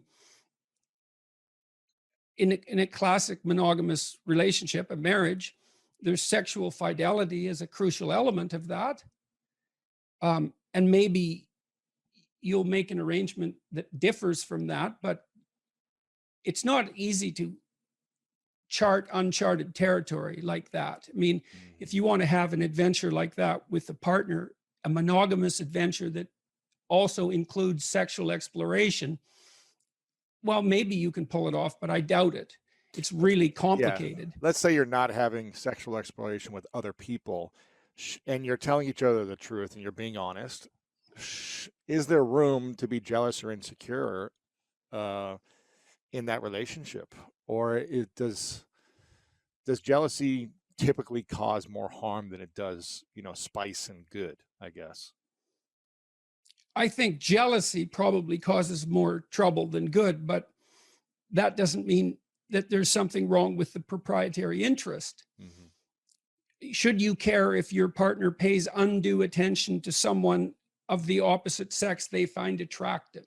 Well, probably you should care. You might even say something about it. They might even be happy about that, right? Because it indicates that you noticed and that it matters to you. Now, I think it shades into jealousy when it's harmless interactions. It's interactions that would be regarded as harmless by a third-party observer, let's say. I know that's a very difficult line to draw, that are being magnified as a consequence of insecurity on the part of the observer. Or there's envy, where your partner is attracting attention, status, success, any of those things, and you're jealous of that. That's not helpful. You should be pleased. The optimal situation is for you to be pleased when your partner is successful. I don't think competitive couples, I don't think competition between people who are in a monogamous relationship is useful, particularly. It's not zero-sum competition. Yeah. I mean, you can compete in a game-like sense. Right. Fun, You know, like, fun, playful competition, but not. yeah, but not life. not existential competition. You're on the same team. That's the point. Right. You know, and if one of you is feeling left behind for one reason or another, it's time to throw that out on the table and say, look, I'm playing second fiddle here far too often. What can we do about that? Well, it looks like you need it. And like, I've got an adventure. It looks like you need one too. Well, how can we rearrange the situation so I have my adventure? And then it's up to that person too to figure out what obstacles they might be putting up in their own pathway. Right? That's stopping them. And then they have, you know, they're angry at you for getting in the way, but it's actually a consequence of them using you as a convenient excuse for not doing something difficult. Those things all have to be sorted through. It's very hard. Yeah. Like, these conversations are extremely difficult. It's no wonder people avoid them. I also think people are not taught to negotiate. Oh man. At all. And that's a real shame. First of all, you figure out what you want. This is what I want. Then you tell the person, then you strategize with them so that you can get what you want and they can get what they want. And you both know what that is, and away you go together. And that usually comes out, it's usually obscured and hidden and comes out awkwardly and difficulty and with difficulty if it comes out at all. And people fool themselves into thinking that it's okay what they're doing. I'm sacrificing myself for the children, and that's okay. I'm sacrificing myself for my husband's career, and that's okay. I'm working at a job I can't stand because I need to support my wife and children, and that's okay. I mean, sometimes that is okay, but it has to be out clear in the open, talked about, negotiated, discussed. You know, I think you can be a slave or a tyrant, or you can negotiate. Those are your options. And we default to slavery and tyranny because that doesn't require any cognitive effort. And then we pretend that everything's all right. And then it blows up in our faces and we end up divorced. Right. So we got to learn how to negotiate. Yeah. Yeah, well, and then you have to notice that there are things that you want, right? And you have to tell yourself what those are. And then you have to let the other person know. And then they can deprive you of them because they actually know who you are. And so that's a big risk. But if you do lay it out and negotiate it, then you have two people working in the same direction, and they each bring their different viewpoints to bear on the problem. And sometimes that'll save you, you know, that additional cognitive complexity you have because there's two of you instead of one. It can make you much more effective. What happens when we feel like our partner is depriving us of what we want? If it's not, you know, infidelity or something of the likes of being with other people, but something else that we want in our life, a goal. Well, sexually, that happens all the time. Right. Because people, generally speaking, men would like to have sex more frequently than women. So that's a sticking point in many relationships. But forget that for the moment. We might just as well say that the probability that one partner and the other partner are going to have exactly the same level of sexual interest, say with regards to frequency, is quite low. So there's going to be friction there. So what do? Well, you negotiate about it. It's like, well, I'd like to have sex 15 times a week. Well, I'd like to have sex once a week. Right. Okay, well, you know, the logical meeting point there would be in the middle. But then that has to be planned out. And you also have to say exactly what you mean. Well, exactly what do you mean by sex? Do because there's all sorts of variations of sex, ranging from just intimate closeness to full-fledged sexual activity of various sorts. And the various sorts matter too. And these are painful discussions often. It's very funny in some sense that people will do and desire things that they won't talk about, right? They'll engage in the act, but they won't engage in the negotiation. And they won't admit what they want. Why is it so hard for us to admit what we want? We're ashamed of it. That's easy with sex. Sex and shame regulates sex. You know, people say, well, you shouldn't be ashamed of sex. It's like, well, really? Really? No, that's a stupid theory. We arrest people who expose themselves in public. Why? Well, because we don't want people masturbating in public. We assume they should be ashamed enough not to do that. Shame regulates sexual behavior. So we're embarrassed about our desires. And, you know, naively, you'd think, well, you can just shed that. Well, first of all, no, you can't. And second of all, it isn't obvious at all that you should. What you might be able to do is to determine how to play out your sexual life in the confines of your relationship in a manner that neither of you do find shameful. But that's just think how hard that is. Like, you know, you think, well, that's what I want. It's like, but then you think about how unlikely that is and how difficult it would be to attain it. You know, you could say that if that ever happens to you in your life once, you're lucky, you know, that it's perfect. Now, I think that's pessimistic because I believe that solutions to that problem can be negotiated, but it's not. It's what everyone wants, but it's an extraordinarily difficult thing to bring about. You know, so let's say you want the ideal romantic evening. Well, okay, what are you going to do about it? Are you going to put yourself in reasonable physical shape? So you're attractive? Are you going to make a playlist and put some time into it? Are you going to buy some candles? Are you going to buy something nice to wear? Are you going to wear it? Are you going to dare to wear it? That might be true for you and for your partner. Are they going to dare to wear it? Are you going to be smart enough if they do wear it to respond in a way that makes them feel confident and increases the probability that they'll do it again? Are you going to do whatever is necessary to make yourself physically attractive in that moment? Are you going to have the kids put away? Have you got the day-to-day aggravations with each other that are dragging you down and making you resentful under control so that you actually do want to give your partner some pleasure? Like, these things are very hard, but they're not impossible, and they're worth it. But it's not surprising that people don't do it. And then the next, well, then there's the shame part too, as well. Okay, just exactly what is permissible or desirable, and when are your kinks counterproductive? Exactly. You know, we certainly can't have that discussion as a culture. You know, on the one hand, we think we're so split on this. On the one hand, we think any sexual misbehavior should be subject to the harshest of punishments, and everything goes and is acceptable. It's like, well, good luck having both of those ideas. Right. And it's so interesting to me to watch this. You know, there's just outrage, constant outrage about sexual misbehavior. And fair enough. Like, that doesn't surprise me. When you mean sexual misbehavior, you mean someone cheating or someone having an affair, or what sexual misbehavior?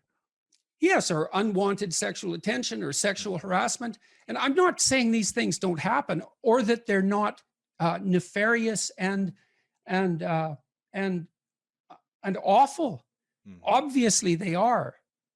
It's no wonder that happens. But at the same time, we also are obsessed with the notion that any sexual interest of any sort whatsoever, with the possible exception of sexual interest in children, is absolutely laudable. Well, sorry, you can't have both of those things. Right. Right. So, and because we want both of them, insist upon both of them, then we can't even have a discussion. We can't have a discussion about pornography. It doesn't look to me like pornography is really a very good idea. I don't think it's helping anyone. Now, there might be codicils to that, freedom of expression, some potential educational utility, the pleasure that's a consequence of sexual utilization of pornographic material. But I would still say, seeing all that it's not a net social good. It doesn't do the people who produce it or who consume it any good. And I don't believe that anyone feels like a better human being after utilizing pornography for sexual gratification. Now, you might say, well, that's because they've been shamed about sex since they're born, and and that's a consequence of our crooked culture. And in a utopian world, we wouldn't have that shame. And no, it's way more complicated than that. And I read something in one of the YouTube comments in my video the other day. I was talking to Abigail Schreier about the apparent fact that today's teenagers are having much less sex. One person commented that there's the shame that men feel when sex is a spectator sport rather than a participatory act. And then you think, well, the mere fact that you're watching two other people, one of whom isn't you, having sex instead of having sex, really implies something either about it implies something about your desirability. It's pretty hard to shake that, isn't it? Or your courage. Why is it that you're sitting there alone at night with your laptop on your lap? What the hell's wrong with you? Well, nothing. It's just we should dispense with sexual shame. It's like, no, probably not. That's probably not the answer.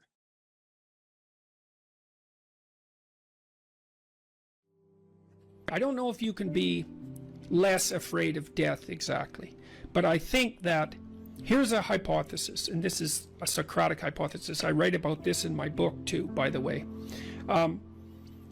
Maybe if you live your life thoroughly, right? You take use of the advantages, make use of the advantages that are put in front of you, make use of your talents, say yes to things, tell the truth, like stand up and get at it, assuming that you can do that, because some people are very ill and hurt, but assuming you can do that, I think the only way to combat fear of death is to live fully. And I think that might actually work. I kind of wonder, I've talked about this with my father too, who's getting pretty old. I've asked him if, for example, if he could be transformed back into an 18-year-old, knowing what he knows now, would he do it? And he was ambivalent about that. He didn't say no, but he didn't say yes. And we talked about this idea that if you lived your life fully, maybe that would be good enough. Because, I loved having kids, but I don't feel that I would have kids again, because in some sense I've already done that. And so maybe there's a set number of adventures that you have to go on in your life. Let's say you have to be married, you have to have kids, you have to have a career, you have to have friends, you have to have something useful to do with your time outside of work. Those are all things that are covered in the Future Authoring Program, by the way. Maybe if you do all those, it's like, that's good enough. You've had your life and that's enough. I mean, I don't know. 10 years ago, I thought, if I could extend my life radically, then I would. And I'm not so sure about that now that I'm 55, I'm getting older. I kind of have a suspicion that you might come to an end, That's what it looks like. I mean, I don't want that to be soon, but maybe you exhaust yourself in your life, maybe you can, so that there's nothing left of you, really. Do you worry that your fame traps you into the person that you were before? Yeah, well, Elvis became an Elvis impersonator by the time he died. Yeah, do you fear that you have become a Jordan Peterson impersonator? Do you fear of, in some part, becoming the famous suit-wearing, brilliant Jordan Peterson? The certainty in the pursuit of truth, always right. think I worry about it more than anything else. I hope I do. I better. Has fame to some degree, when you look at yourself in the mirror, in the quiet of your mind, has it corrupted you? No doubt, in some regard. I mean, it's a very difficult thing to avoid, you know, because things change around you. People are much more likely to do what you ask, for example, right? And so that's a danger, because one of the things that keeps you dying properly is that people push back against you optimally. This is why so many celebrities spiral out of control, especially the tyrannical types that, say, run countries. Everyone around them stops saying, yeah, you're deviating a little bit there. They laugh at all their jokes. They open all their doors. They always want something from them. The red carpet's always rolled out. It's like, well, you think, wouldn't that be lovely? It's, well, not if the red carpet is rolled out to you while you're on your way to perdition. That's not a good deal. You just get there more efficiently. And so one of the things that I've tried to learn to manage is to have people around me all the time who are critics, who are saying, yeah, I could have done that better, and you're a little too harsh there, and you're alienating people unnecessarily there, and you should have done some more background work there. And I think the responsibility attendant upon that increases as your influence increases. And as your influence increases, then that becomes a lot of responsibility. You know, and then maybe have an off day. And well, here's an example. I've been writing some columns lately about things that perturb me, like the forthcoming famine, for example. And it's hard to take those problems on. It's difficult to take those problems on in a serious manner, and it's frightening. And it would be easier just to go up to the cottage with my wife and go out on the lake and watch the sunset. And so I'm tempted to draw on anger as a motivating energy to help me overcome the resistance to doing this. But then that makes me more harsh and judgmental in my tone when I'm reading such things, for example, on YouTube, than might be optimal. Now, I've had debates with people about that, because I have friends who say, no, if you're calling out the environmentalist globalists who are harassing the Dutch farmers, then a little anger is just the ticket. But then others say, well, you know, you don't want to be too harsh because you alienate people who would otherwise listen to you. It's like, that's a hard balance to get right. But also maybe anger hardens your mind to where you don't notice the subtle, quiet beauty of the world. The quiet love that's always there, that permeates everything. Sometimes you can become deeply cynical about the world if it's the Nietzsche thing. Yeah. Battle not with monsters, lest ye become a monster. Yeah. And if you gaze into the abyss gazes also into you. Right. But I would say, bring it on. Right? Because that's why I also say, knowing that he's absolutely right, but if you gaze into the abyss long enough, you see the light, not the darkness. Are you sure about that? I'm betting my life on it. Yeah, that's a heck of a bet. Well, that's... Because it might distort your mind to where all you see is abyss. Is abyss. Yeah. Is the evil in this world. Well, then I would say you haven't looked long enough. You know, that's back to the... You're just the swords, the flaming swords. It's like... So I said the whole story of Christ was prefigured in that image. It's like the story of Christ, psychologically, is radical acceptance of the worst possible tragedy. That's what it means. That's what the crucifix means. Psychologically, it's like gaze upon that which you are most afraid of. But that story doesn't end there, because in the story, it has to be a voluntary journey to hell. And maybe that's true for everyone. There is no more terrifying idea than that, by definition. And so then, well, do you gaze upon that? Well, who knows? Who knows? How often do you gaze upon death, your own? How often do you remind yourself that this ride ends? Personally? Personally. All the time. Because you, as a deep thinker and philosopher, it's easy to start philosophizing and forgetting that you might die today. The angel of death sits on every word. How's that? How often do you actually consciously All the time. notice the angel? All the time. I think it's one of the things that made me peculiar. When I was in graduate school, you know, I thought about, I had the thought of death in my mind all the time. And I noticed that many of the people that I was with, these were people I admired fine. That wasn't part of their character, but it was definitely part of mine. I'd wake up every morning. This happened for years. Think, time's short, get at it. Time's short, get at it. There's things to do. And so that was always, it's still there. And it's still there with, I would say, and it's unbearable in some sense. Are you afraid of it? Like what's Afraid your of death? relationship? Yeah. You know, I was ready to die a year ago. And not casually. I had people I loved, you know.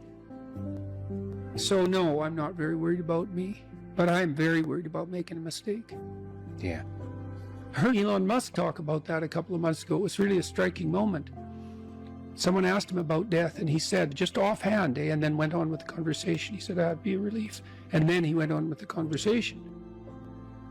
And I thought, well, you know, he's got a lot of weight on his shoulders. I'm sure that part of him thinks, it'd be easier just if this wasn't here at all.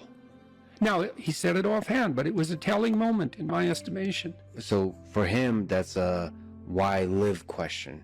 Hmm? The exhaustion of life. Yeah, yeah. If you call it life is suffering, but Yeah. the hardship. I'm more afraid of hell than death. You're afraid of the thing that follows. I don't know if it follows or if it's always here. And I think we're going to find out. What's the connection between death and hell? I don't know. And I don't know. I don't know. Is there something that needs to be done before you arrive? You're more likely to die terribly if you live in a manner that brings you to hell.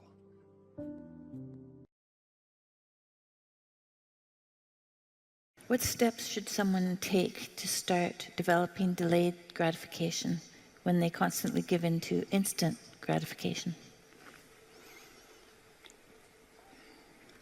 Well, okay, imagine, I know the answer to this to some real degree because I had graduate students in particular who I picked because they were very smart and often very creative, but sometimes they weren't very conscientious. So they had a hard time delaying gratification. And so, well, I would say, if you would like to discipline yourself, which is a very good idea, you need to pick a direction. Pick a direction you want to go first. Pick a goal you would like to attain. And a medium to long-term goal. You might imagine something you need and want, some attainment that would motivate, whose pursuit would motivate you. And you can ask yourself that. It's a good question to ask yourself in general, you know.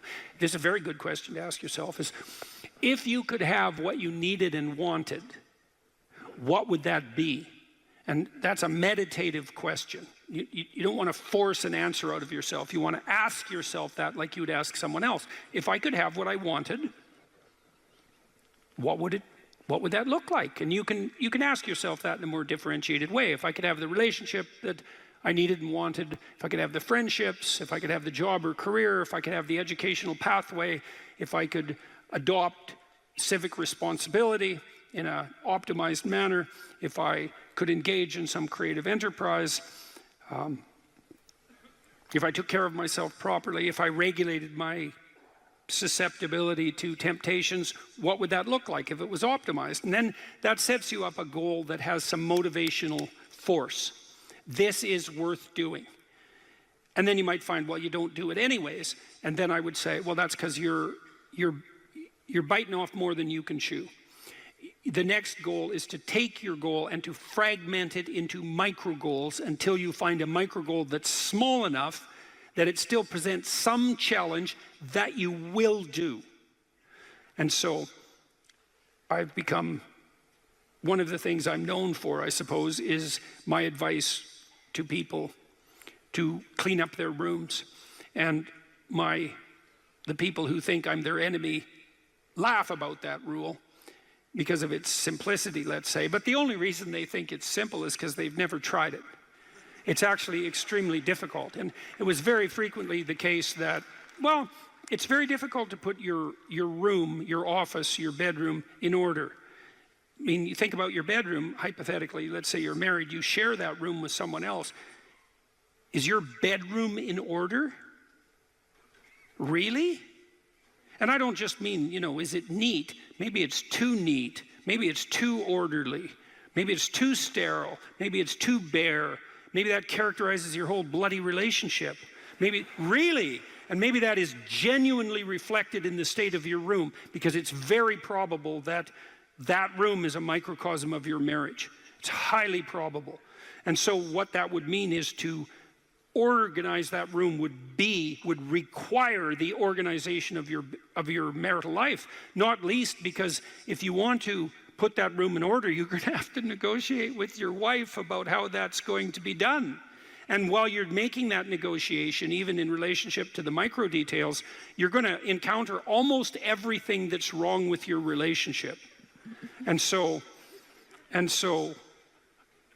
you might ask yourself when you walk into your bedroom, I hate this bedroom. It's like, you should really think that through. And then you need to think through what you would need to do so that you love that room, or even more complexly, so that you both loved it. Because that's a tough thing to attain, boy, because you're going to have differences in taste, you're going to have differences in orderliness. There's all sorts of things that you're going to have to negotiate in order to make that room you both inhabit jointly desirable. Anyways, you set yourself a goal, ask yourself what goal you want to set, and then break the goal down into steps that are small enough so that even someone as pathetic as you could manage them.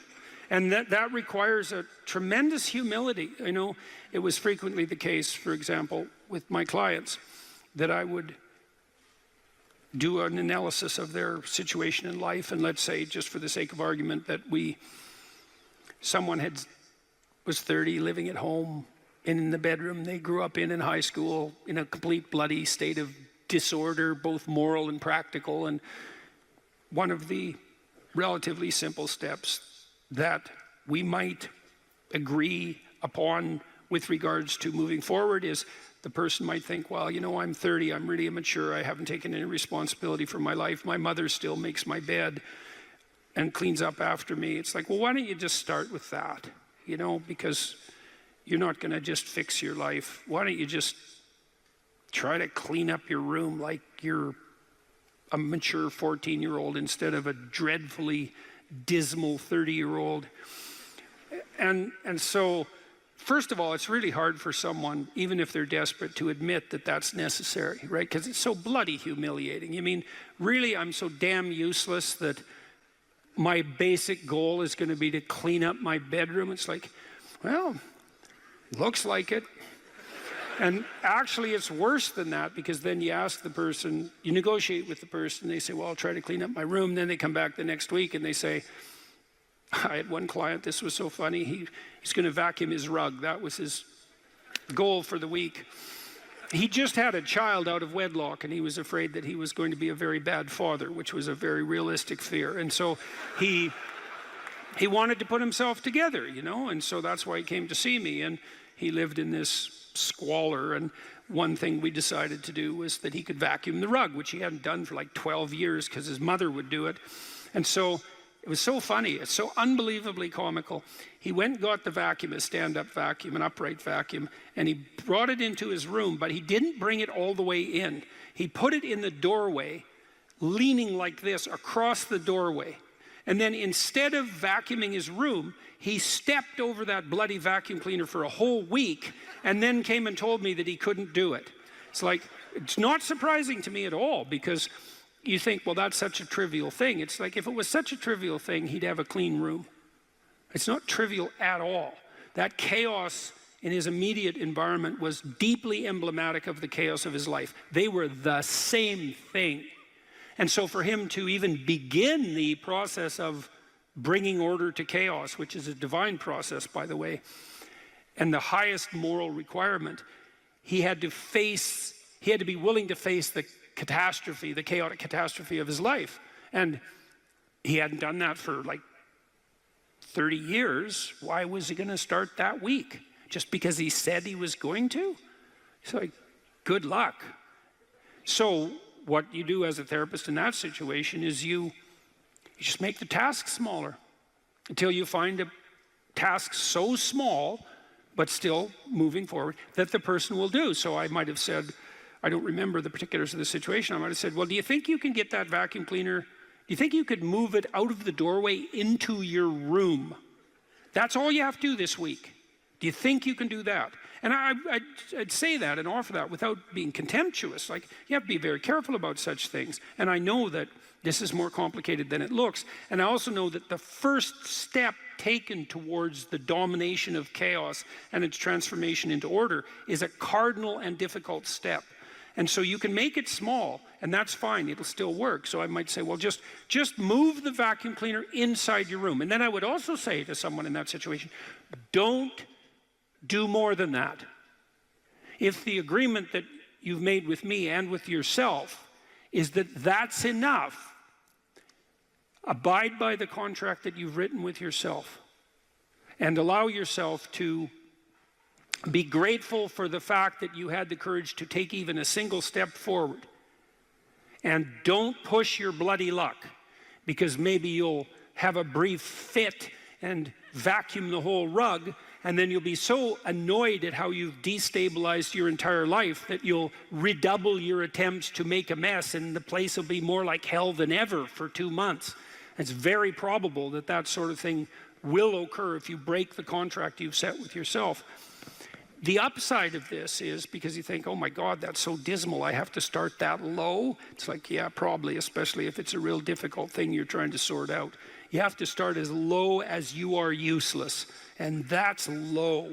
So, but the upside is that progress accelerates. It's not linear, and so if you take once you take the first step, the probability that you'll take a slightly larger second step increases, and that increases non-linearly.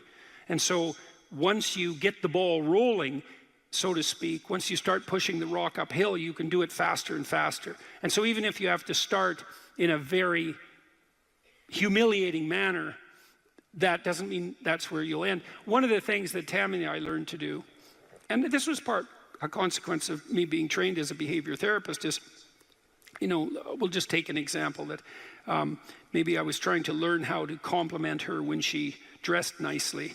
And maybe the fact that I wasn't good at that was manifest in the fact that she'd put some effort into her dress, and then I wouldn't respond in the appropriate manner, and that would dishearten her.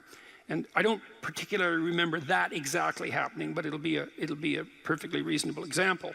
And so then she would be displeased. And then the question would be, well, is she displeased because I'm too stupid to offer a proper compliment? Or is she displeased because she's so needy and lacking confidence that she needs a compliment that would go beyond the ordinary? And the answer is, what the hell do we know?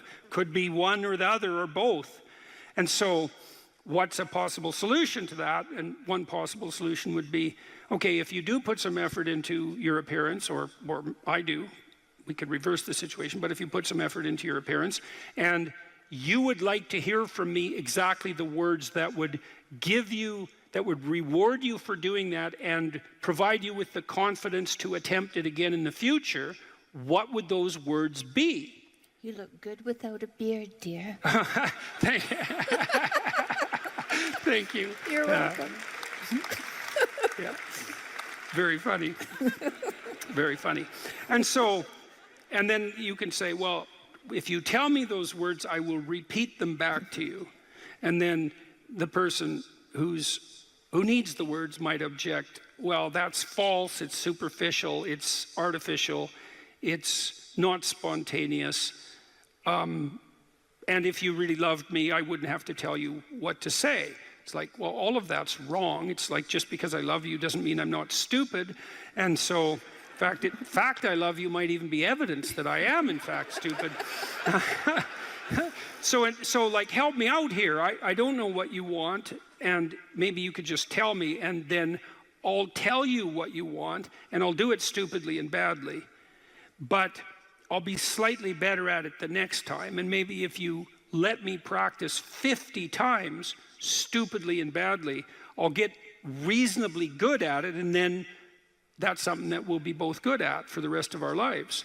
And that's something worth knowing. You know, if you imagine you're upset with your partner because they haven't delivered something to you, whatever it is that you want, and then there's two questions that arises, right? Are you just like immature and greedy and self-centered, or are they useless and incapable of delivering? And neither of you know, and you have to sort that out. And then you also, as the injured party, let's say, might regard it as a moral necessity on your part to indicate to your partner exactly what you want, is to tell them. Like, it looks to me like if you did this or said this, then that would satisfy me. And then you might say, well, is that reasonable? Do you feel that it would be reasonable for you to offer that? Would you be willing to offer that? Am I pushing you too far? Those are all things that have to be sorted out. And then you can practice that, and you can practice that with the resolution of every dispute that emerges. If you're willing to take to yourself the responsibility of communicating to your partner your conditions for satisfaction. It means you have to admit them to yourself too, which is also very difficult.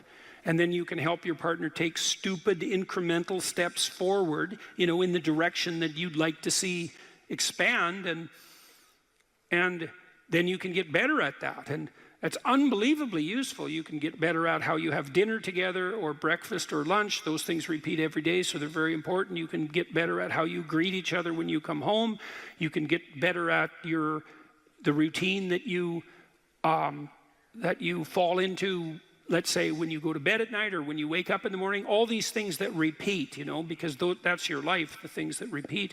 You can conceptualize how you might like them to be ordered if they were undertaken in an optimal manner, and you can start incrementally moving forward to that. And you can do that by communicating what you need and want, and by carefully rewarding your partner for taking the appropriate incremental steps forward. And so if you're trying to discipline yourself, you make a goal, you break it down into micro goals, and you implement the micro goals and reward yourself for doing so. And if you do that reliably and you make that a practice, that you'll become more disciplined across time, and you'll move towards the fulfillment of your goals. And that's practically how that's the practical guide for success on that front. If you're an agreeable person, and that means you're fundamentally compassionate and caring, you don't like conflict, you like to put other people at ease, you're likely to go along to get along. Now, the problem with being a caring person is that, of that sort, an agreeable person, is that you don't like conflict. You're going to always assume the best of others, and it's going to be difficult for you to say no when you need to say no. And what no means, by the way, just so that everyone who is listening is clear, no, when you say it to someone, means if you don't stop doing that, something you do not like will happen to you with 100% certainty. That's what no means if you dare utter it. It's useful to develop that side of your character too, the part that can bite back when bitten. Not more than necessary, but certainly not less than necessary. Just exactly what are your motives? If you're not doing something important with your life, maybe you're prone to cause trouble just because you don't have anything better to do. Because at least trouble is more interesting than boring. And so if you're not doing something, if you're not pushing yourself to the limits of your capacity, then you have plenty of leftover willpower, energy, and resources to devote causing interesting trouble. There are so many things that need doing that all you really have to do is open your eyes and look at them, and then decide that you're actually going to do something about them. And you might think, well, what's within my scope of influence is so trivial that it's not worth doing. It's like, it won't stay trivial for long if you do it. Not at all. And I don't think it's trivial to begin with. I really don't believe that anything done right is trivial.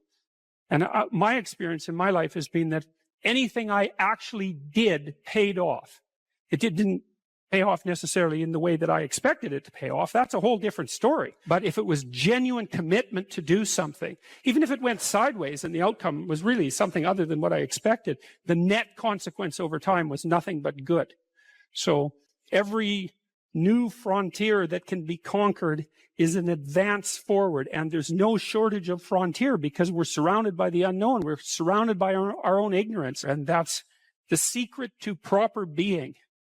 If you're interested in life, if you're interested in proper being, and you're disinclined to produce any more suffering than necessary, then you want to know how to conduct yourself when the catastrophe comes so that you have a reasonable possibility of moving through it.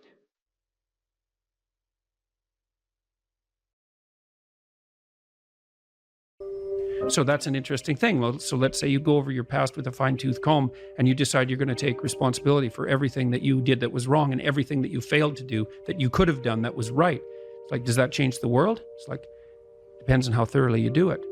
You might say it changes the world like nothing else possibly can. And I think that that's actually right.